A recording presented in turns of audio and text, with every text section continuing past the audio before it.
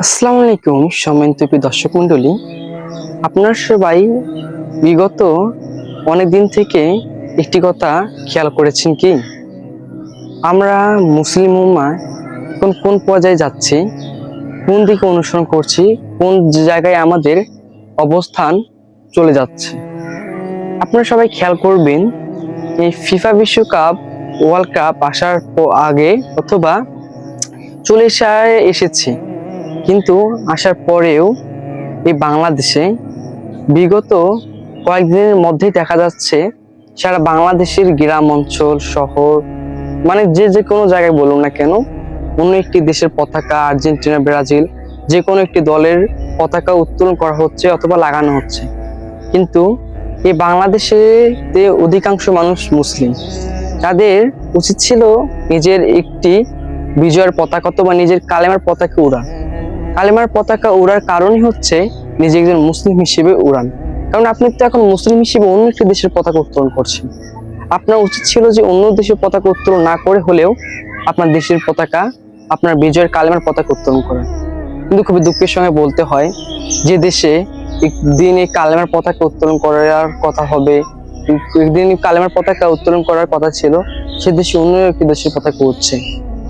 কিন্তু আমরা লক্ষ্য করছি আমাদের কিছু কিছু ভাই ও দিনী ভাই বোনেরা কালেমার পতাকা উত্তোলন করছে অথবা লাগাচ্ছে। বাংলাদেশের প্রতিটি জায়গায় কালেমার পতাকা লাগানোর চেষ্টা করছে, কিন্তু একটি রাতের মধ্যে কিছু কিছু পতাকা যেগুলো যে জায়গায় লাগিয়েছে অথবা যে জায়গায় উত্তোলন করেছে সেই পতাকা লাগানো থেকে তুলিয়ে নিচ্ছে। কিন্তু তুলিয়ে নেওয়ার কারণ হচ্ছে মানুষ আজকে নিজের অস্তিত্বকে ভুলে গিয়েছে, এটাই তার প্রমাণ। নিজের অস্তিত্ব যে যারা ভুলে যায়, তারা কি কোনোদিন কালেমার পতাকা উত্তোলন করতে পারবে? তারা কি কোনোদিন তাদের বিজয়ের পতাকা উত্তোলন করতে পারবে? না ভাই, কোনোদিনও পারবে না। অতএব আপনি অন্য দেশের পতাকা উত্তোলন করুন, আপনাদেরকে আমরা বাধা দিচ্ছি না। আপনারা যদি বুঝতে না পারেন, আমাদের দোষ নেই, কিন্তু আপনাকে জানতে হবে দিস ইজ এ মুসলিম হিসেবে আপনাদেরকে কি কাজ করতে হবে, আপনাকে মুসলিম হিসেবে কি কি পদক্ষেপ নিতে হবে। আপনাকে জানতে হবে যে আপনি বিজয়ের পতাকা যদি উত্তোলন না করেন তাহলে আপনাদের ক্ষতি। তবুও আপনাদেরকে সবশেষ বলছি যে কালেমার পতাকাকে শ্রদ্ধা ও সহনশীলতা, ভালোবাসা, নৈতিকতার মাঝে বিলুপ্ত করা অথবা নৈতিকতার মাঝে রাখা উচিত। সেই কালেমাকে কখনো অবহেলা করবেন না, সেই কালেমার পতাকাকে কখনো ছোট করবেন না। এই নিয়ে ভিডিওটা শেষ করছি।